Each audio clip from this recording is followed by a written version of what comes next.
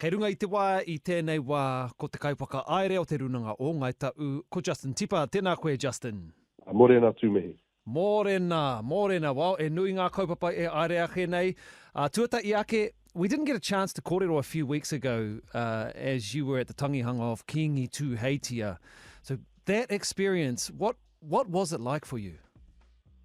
Look, Tumehe, it was a solemn occasion, but look, it was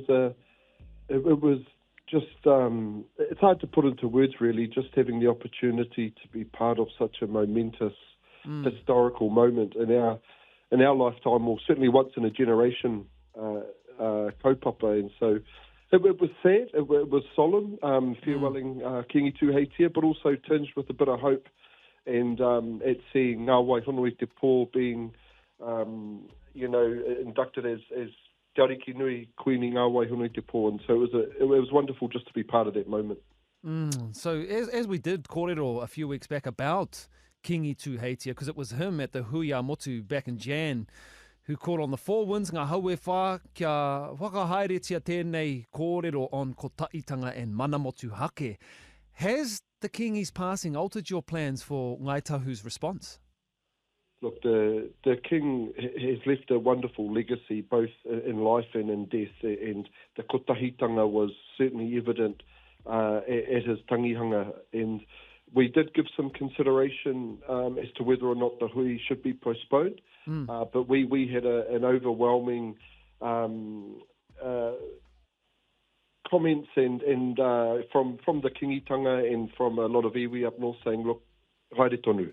So, in short, the Pūnui Otoka will be going ahead on October 22, and we'll be getting some updates out to iwi and hapu and land trusts and all those that are looking to descend upon tuahiwi on that date. And look, I've had a number of comments and a number of kōrero from iwi around the motu that have indicated there's some excitement around this kaupapa and their intention to send delegations. Ka rawe hoki, ka rawe. And lastly, obviously, ko te wiki o te reo Māori tēnei, and I kitea e au tō kōrero kia Julian Wilcox over the weekend. Your kōrero about your own reo journey, being so super young, being a pā boy, and then kua tai mai koe ki te pane kiretanga o tēnei maunga mea ki. But you, on the pai these days, would never imagine that there was a point in your life where you were not a fluent Māori speaker. I wonder if you could share just some of the secrets or advice that you have for people who are currently where you were all of those years ago and to get to where you are. I think the first thing to me here, it's a lifelong journey.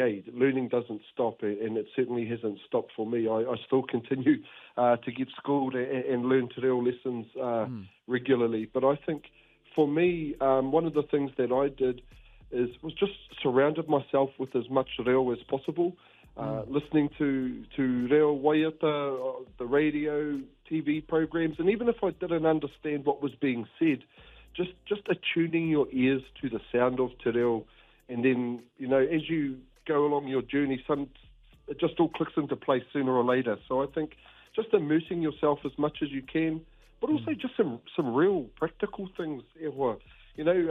If you're at home, putting up labels around the house to remind you as you learn new kupu and different language domains. And I think just finally, perhaps even just making dinner time a reo Māori only time, or having a part of the house that's reo Māori only. There's a whole lot of things you can do, but those were some of the things that I did as I was on my learning journey early on. Ka rawe hoku. Now, speaking of kupu, we're talking about nicknames this morning, and you being a Pākid, surely you had a few nicknames. Ia koe e tipu ana? Look, I've had a few, and look, I answer to most things to me. But my most recent one is Te Kaiwhaka Māori, Te Kaiwhakahaere. A lot of the young ones, they just call me Kaiwhaka these days. Kaiwhaka, I like that one. Well, ngā mihi nunui ki a koe e te rangatira. Thank you so much for having a kōrero with us.